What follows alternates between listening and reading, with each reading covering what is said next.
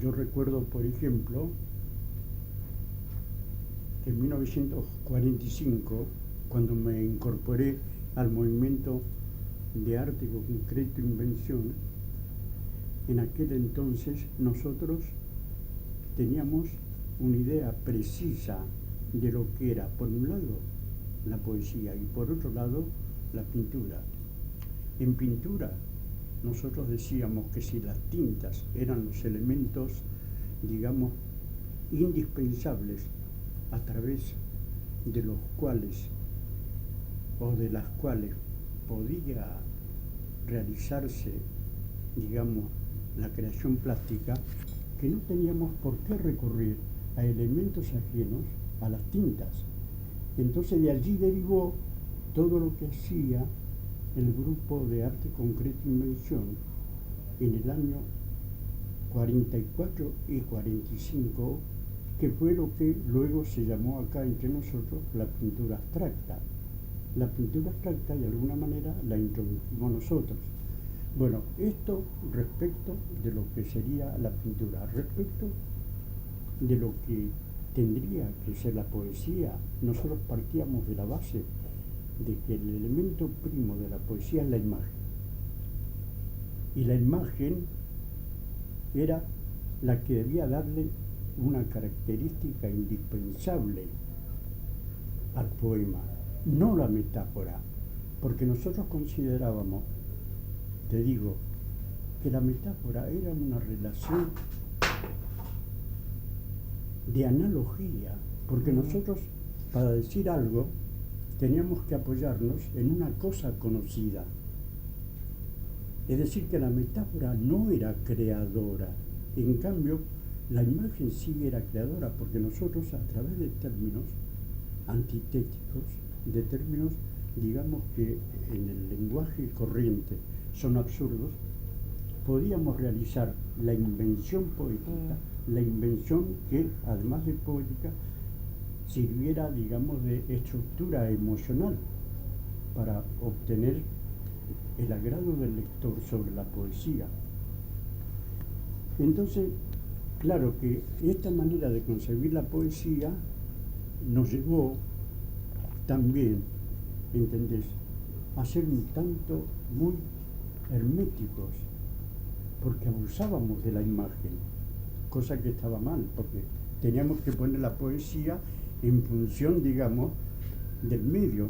Y la relación con el lenguaje en la imagen, y bueno, ¿no? Porque claro, como hay que forzar el lenguaje para lograr determinada imagen. Por supuesto, pero lo que hacíamos mal era dedicarnos exclusivamente a la imagen, descuidando el lenguaje, descuidando, digamos, la descripción, el discurso poético. Entonces terminábamos haciendo unos poemas que no los entendía nadie, ni los entendíamos nosotros. Claro, andando el tiempo fuimos modificando todo esto, pero fíjate vos, Laura, cómo este problema de la imagen, al que adheríamos en aquella época y al que seguimos adhiriendo, es el problema fundamental de la poesía de nuestro tiempo, cosa que no entienden, por ejemplo, los poetas actuales, porque los poetas actuales se dedican a metaforizar y siempre ponen la palabra como. ¿Cómo? Claro. Es decir, no se atreven a inventar, porque si partimos de la base de que poesía deriva de poiesis en griego, y poiesis significa inventar, entonces, ¿cómo podemos inventar en poesía o en cualquier otro medio? Se me hace acordar una cosa que dice Walter Benjamin de Kafka. Dice, no es como una pesadilla. Leer a Kafka es una pesadilla. Claro. No es como si fuera. Claro. Está ahí, la pesadilla nos está sucediendo. Por supuesto, porque el como siempre está condicionando, ¿entendés?, un elemento conocido a un elemento desconocido, o viceversa. En cambio, en la imagen, ¿entendés?, al reunir dos o tres palabras antitéticas, pero que emocionalmente valgan, ¿entendés?, para despertar el interés del lector o de quien sea, ¿entendés? Ahí nosotros estamos haciendo realmente poesía, ¿entendés? Estamos dándole el único elemento que hace que la poesía permanezca indefinidamente válida, por decirlo de alguna manera. Es decir, estamos utilizando, al utilizar la imagen, utilizamos una relación de autonomía. Solo al utilizar la imagen, el poeta se convierte en verdadero creador. ¿A vos qué te parece? Sí, creo que entiendo lo que decís, imagen como eso, creación, más allá de que se pueda representar o no, ¿no? Sí, porque una imagen puede ser no representable, claro, y me parecen las más interesantes. Cuando vos decís antitético es que no podés armar una imagen por ahí en la imaginación, pero te crea una especie de imposibilidad física, pero que es una imagen, ¿no? Claro, entre palabras que se chocan. Claro, y que emocionalmente te atrapa. Sí, te fuerza. Creo que hay algo de tratar de decir lo que no se puede decir, ¿no? Cuando pones en metáfora, se supone que es en metáfora en el sentido que vos lo decís, ¿no? Como analogía. Sí. Se supone que ya tenés algo en la cabeza y que después lo vas a poner en el papel, como claro. si escribir no te transformara lo que... Como si tuvieras, como si fuera el lenguaje un vehículo del pensamiento, ¿no? Efectivamente. Y el lenguaje te condiciona lo que querés decir, ¿no? Que en realidad uno ahí ya no quiere decir nada. Claro, además, recordar una cosa que Heidegger decía, que la poesía era la fundación del ser por medio de la palabra. Escúchame, para fundar el ser por medio de la palabra, nosotros no tenemos que hacer comparaciones como en la metáfora, sino que tenemos que crear directamente el concepto poético. ¿Cómo lo creamos el concepto poético? Mira, te podría dar un ejemplo más o menos cercano, por ahí meto la pata, entre metáfora e imagen. Cualquier poeta, por ejemplo, que se refiere a una mujer y está describiendo su vientre, lo primero que se le ocurre es decir, tu vientre como una ánfora, sí. ¿Entendés? Y de allí no sale, es decir, convierte el vientre de la mujer amada o de la mujer a quien se está refiriendo en una ánfora, cuando es mucho mejor decir, ¿no? Una ánfora. No, o lo que sea. no. En tu cintura crece la eternidad. ¿De quién es eso? Tuya. Bueno, podría ser mío. No, pero quiero decirte cuál es la diferencia entre una cosa, entre la imagen y la metáfora. O si no, por ejemplo, si yo te dijera, reuniendo palabras absurdas, y te hiciera esta imagen, el fervor escuece la soledad. Entonces vos me dirías, pero estás equivocado. ¿Qué es eso? El fervor escuece la soledad. Es decir que la soledad es puesta en hervor, por decir así, por el fervor. Aunque la imagen es un poco difícil, pero meditándola te das cuenta de que está perfecta. Y fíjate vos, la imagen allí está hecha con palabras antitéticas. Palabras que en la vida de la realidad, digamos, de la realidad circundante, son antitéticas, porque cómo el fervor va a poner a coser la soledad, pero es válida en poesía, ¿te das cuenta? Ahora fíjate vos, todos los grandes poetas, aún los de la antigüedad, se han salvado por las imágenes. Los que no han recurrido a la imagen, o de alguna manera, ¿entendés?, no tuvieron el vuelo necesario de la creación y se metieron con la metáfora, esos han desaparecido.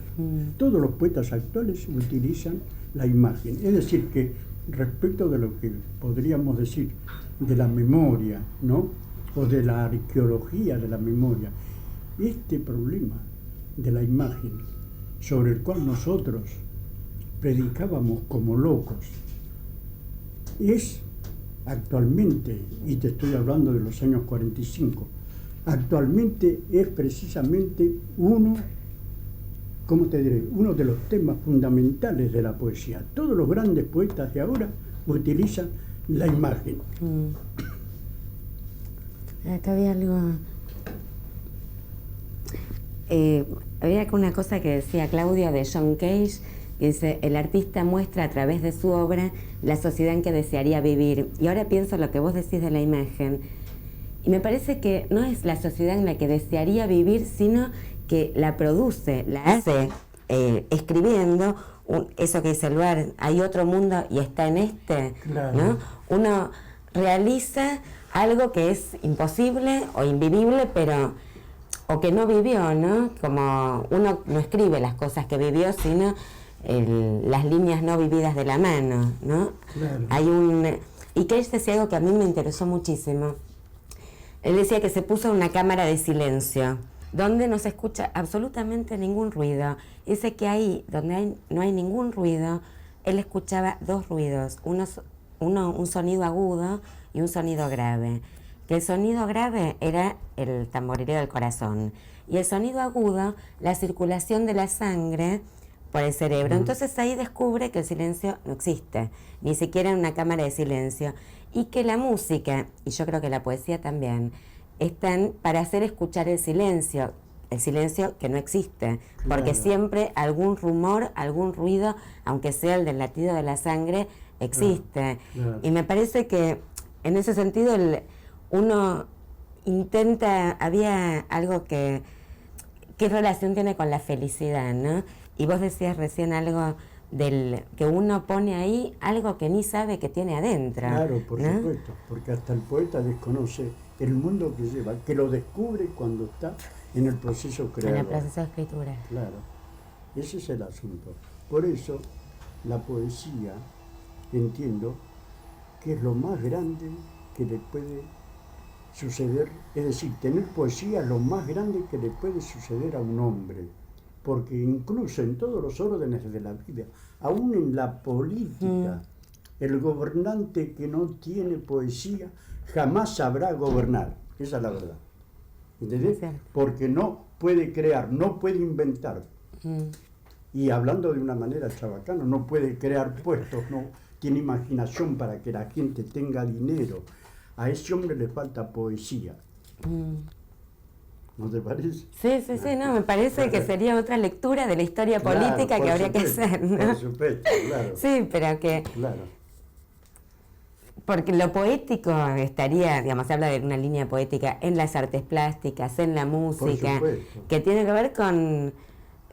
Yo creo que también hay una relación con... En política no hay cuerpo. Por más que estén hablando del cuerpo todo el tiempo, no hay cuerpo. No hay cuerpo. ¿No? Y hay un momento de lo que pasa escribiendo poesía o, supongo, pintando o haciendo el amor, que es que hay un momento de fusión que es imposible tenerlo en la vida cotidiana. Claro. Digamos, uno va, somos todos cuerpos separados, individuos, y ahí el cuerpo aparece.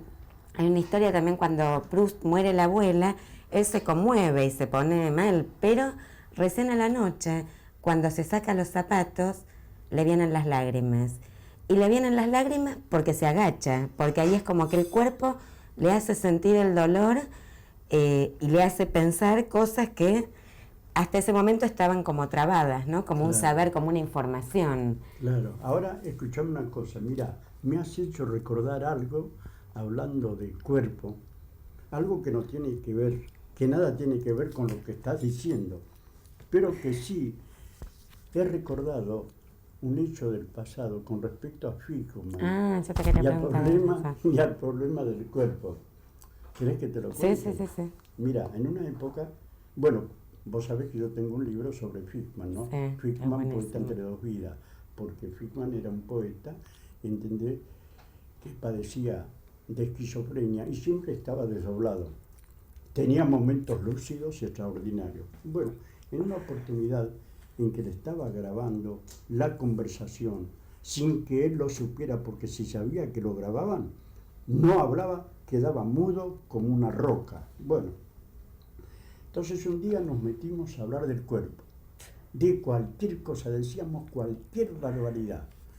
Entre otras cosas, por ejemplo, decíamos que una pareja confunde, cuando están haciéndose el amor, confunde sus cuerpos, de manera tal que en ese instante, ninguno de los dos sabe cuál es su cuerpo y toma como cuerpo propio el cuerpo del otro. Bueno, así habíamos barajado una idea y pasamos después a una serie de historias que no las voy a repetir. En una de esas se me ocurre algo. Le digo, mirá, tengo un cuento. Se me ocurrió, brevísimo, ¿no? Me dice, ¿qué cuento? Y le dije, muere un individuo. El alma llega a las puertas del paraíso. Entonces golpea para que le abran la puerta. El ángel le abre la puerta y le dice al alma, pero ¿por qué lloras si vas a entrar en el paraíso? Porque el alma estaba llorando. ¿Por qué lloras? Entonces le dice, lloro porque no puedo entrar con mi cuerpo, con el que fui feliz durante toda la vida. Entonces le dice el ángel, bueno, si has sido tan feliz con el cuerpo, bueno, puedes ir a buscarlo para entrar. Pero recuerda, acá las puertas del paraíso se cierran indefectiblemente a la medianoche. No quedan abiertas ni un solo segundo más. Bueno, entonces el alma, contenta de que lo autorizan para traer su cuerpo, va en busca del cuerpo y viene con el cuerpo, pero ha transcurrido un segundo y las puertas del paraíso no se abren. Es decir, el alma no puede entrar en el paraíso. Entonces le digo a Fickman, ¿qué te parece? ¿Te gusta el cuento este? Me dice, no me gusta. Falta algo. ¿Y qué es lo que falta? Entonces, lo que faltaba era esto. El alma va a buscar el cuerpo. Y cuando llegan al paraíso, como llegan un segundo después, no se abren las puertas del paraíso y el alma no puede entrar con el cuerpo. Entonces se dirige al cuerpo y le dice, ahora somos dos a llorar, yo y vos. Qué buena. Esa fue la conclusión que según Fickman, y tenía razón, yo no había puesto para darle un sentido, digamos, más dramático al cuento, de donde por ahí resulta un cuento en colaboración. Sí, bueno, un cuento inédito. Tenía una lucidez este hombre extraordinaria. ¿Entendés? Cuando estaba en sus cabales no había tipo que le pudiera hacer alguna zancadilla, porque lo mataba. Sucedía lo mismo que con Borges. Cuando a Borges no lo trataban respetuosamente y lo querían cargar, el tipo lo hundía con una contestación bárbara. Y también tiene cosas sobre el cuerpo, porque es cierto, a veces llora el cuerpo, a veces llora el alma. Son dos, claro. No son dos, pero son dos. Es muy difícil la relación. Claro. Borges tiene algo así como un evangelio apócrifo donde dice, si te ofendiere tu mano derecha, no la cortes. Ella también es tu cuerpo, ella también es tu alma. No me acuerdo, algo así, ¿no? Algo de eso. Claro. Ahora, este asunto de Fickman siempre de alguna manera me ha copado, ¿no? Recuerdo que un día se encuentra con Daniel Garibaldi, ¿entendés? Entonces, Garibaldi lo ve venir por la calle Corrientes a Fickman. Fickman había salido del Hospicio de las Mercedes, que ahora es el Hospital Borda, como le dicen, pero que es el manicomio de siempre. Entonces venía caminando por la calle Corrientes y le dice Garibaldi, Jacobo, andaba buscando un humorista y ese humorista sos vos. Entonces justo Fickman estaba tan lúcido en ese momento, pero tan lúcido estaba, que le dice, te equivocaste. Ese humorista que vos andas buscando tiene 3 caras y 3 bocas. Por la primera boca te tira un gas repetidísimo. Por la segunda boca te pide disculpas y por la tercera boca te devora. Garibaldi, al escucharlo, se fue con el cuento o con la creencia de que Hickman estaba rechiflado. Y me lo contó a mí, Garibaldi. Este debía estar chiflado. Pero ¿qué pasó? Estuvo, al llegar a casa, al dormir esa noche, Garibaldi quedó preocupado por ese humorista de 3 caras y 3 bocas que decía Hickman. 3 meses después se encuentra con un profesor de la Facultad de Filosofía y Letras y le dice: mira lo que me pasó con Hickman. Le dije que andaba buscando un humorista, que era él, y él me retrucó diciendo no, que era un tipo que tenía 3 caras y 3 bocas. Y que por la primera hacía tal cosa, por la segunda tal cosa y por la tercera tal cosa. Y entonces le dijo al profesor: ¿y vos no conocés al tipo ese, de las 3 caras y 3 bocas? Y Garibaldi quedó medio atontado, ¿no? No sabía qué decir. Y le dice: mijito, ese tipo existe, pero que te largue un gas fetidísimo por la primera boca. Y que te pida disculpas por la segunda, no. Que por la tercera te va a devorar, sí. Ese es el diablo de Dante Alighieri en el infierno de la Divina Comedia. Allí está ese tipo. Sos un ignorante, no sabes nada. Entonces el tipo dice que quedó tan avergonzado que desde ese día se dedicó a comprar todo lo bueno y lo malo que había sobre Dante, ¿entendés? Sobre la Divina Comedia para informarse. Buscando un loco encontró que él era un idiota. Bueno, ese era Hickman cuando lo cargaban. Era tremendo, ¿entendés? Y siempre contestaba simbólicamente. Nunca te contestaba directamente, ¿no? Es decir, no te contestaba si vos le decías: che, estás medio colifato. Él no te decía: sos un burro, sos un hijo de tal por cual.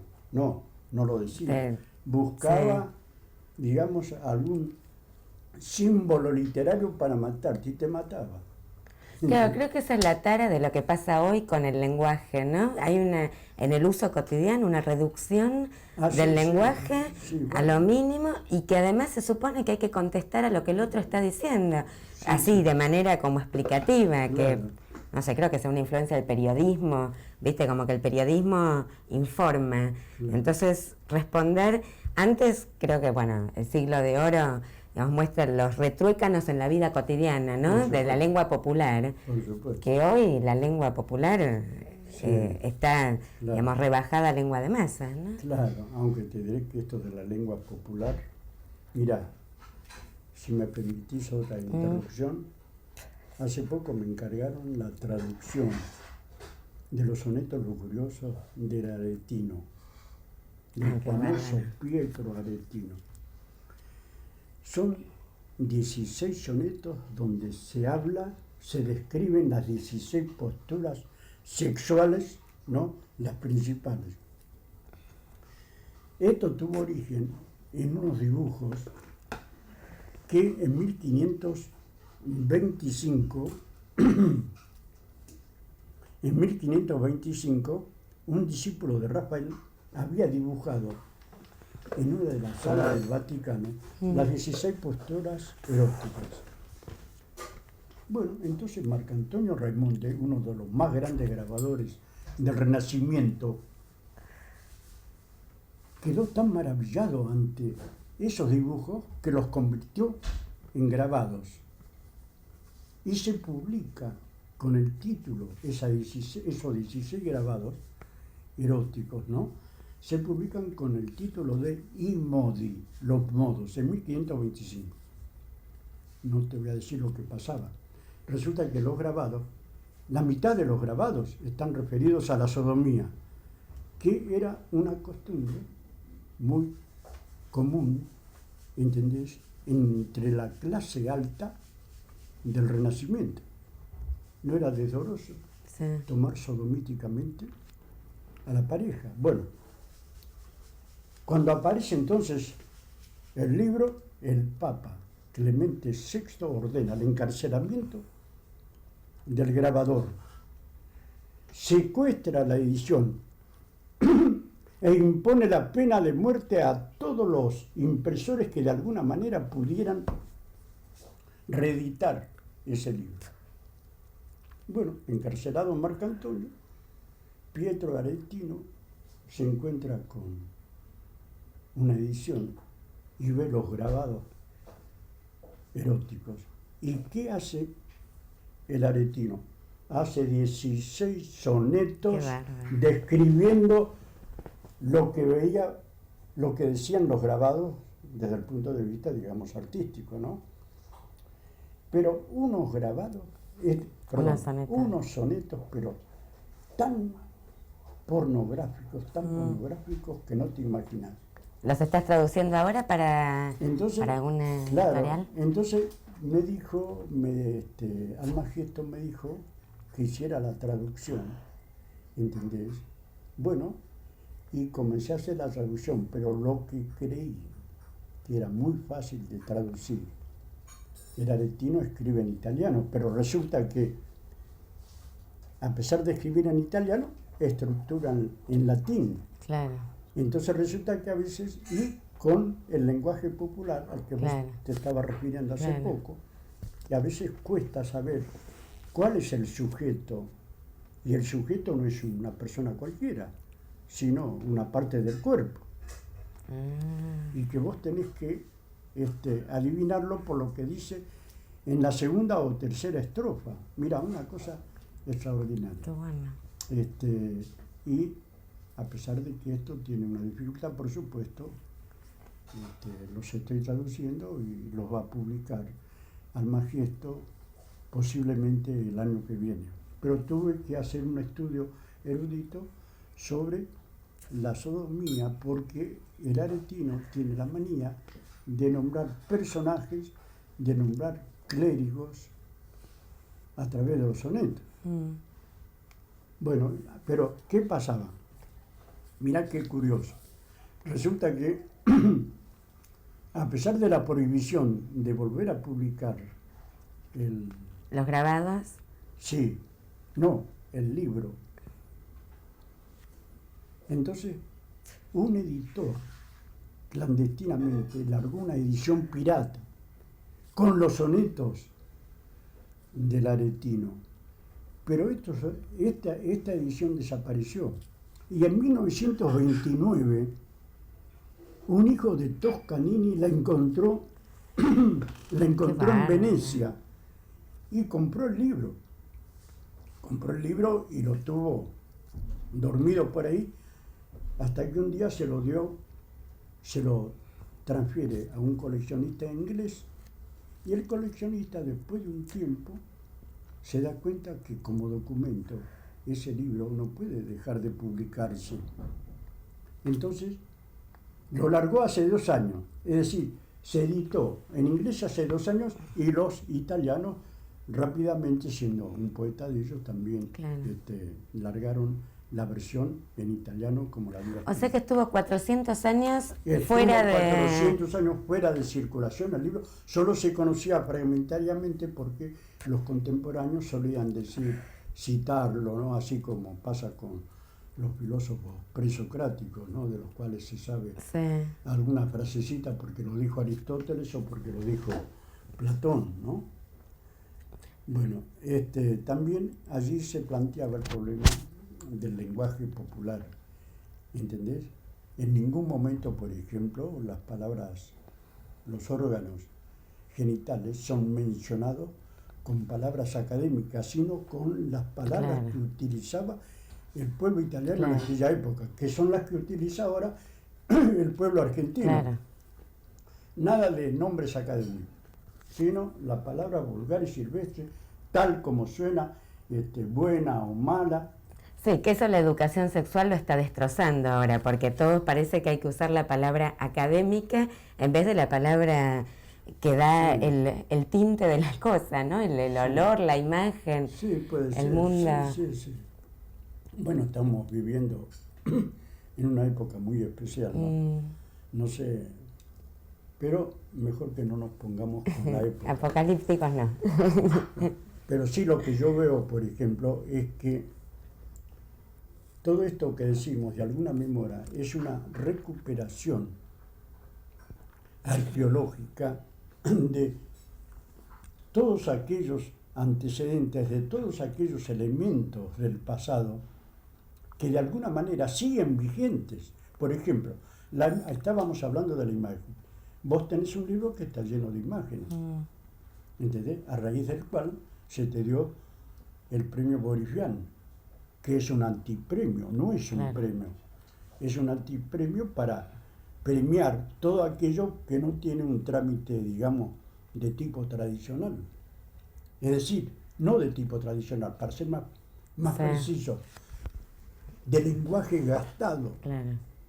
A mí me pasó con ese libro una cosa que después me di cuenta por comentarios o críticas que me decían, acá hablas de esto. Y yo miraba como diciendo, no. Y me di cuenta que ahí uno a veces para escribir tiene que olvidarse del significado de las palabras. O sea, es como hay una especie de suspensión de la referencia directa para instalar como una referencia a otra cosa que sería la creación, ¿no? Claro. Pero para mí fue muy fuerte porque yo no es que pensaba, ahora me olvido, sino como procedimiento inconsciente. Digamos, al escribir uno se encuentra con que las palabras cobran como otra articulación que la que tienen en el uso, ¿no? Una vida. Sí, un lugar de descosificación, de desoxidante, ¿no? Sí. Y que no sabes a dónde te va a llevar una palabra, a dónde te va a llevar otra, y ni siquiera en un punto sabes lo que, digamos, te está llevando como arrastrando, no es una idea que querés decir y la decís, sino que el poner una palabra te produce una especie de viaje que, digamos, que te lleva, no hay broches de oro, ¿no? Claro, en la escritura, claro. hay deriva, Claro. no automática, ¿no? Deriva, quiero decir, viste eso de domina el lenguaje quien se deja dominar por él. Claro, ¿no? por supuesto.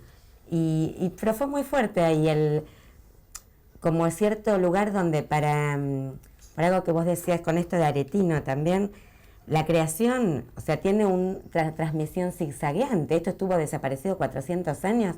Digamos, la memoria tiene una vida extraña, claro. Que no es la vida de lo que uno tiene que recordar todos los días, sino como que para crear tenés que destruir.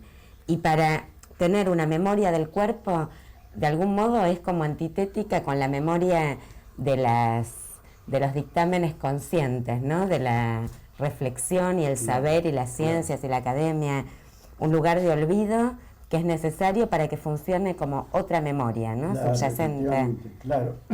Y hablando de esto que vos decís, acabas de nombrar el problema de la tradición.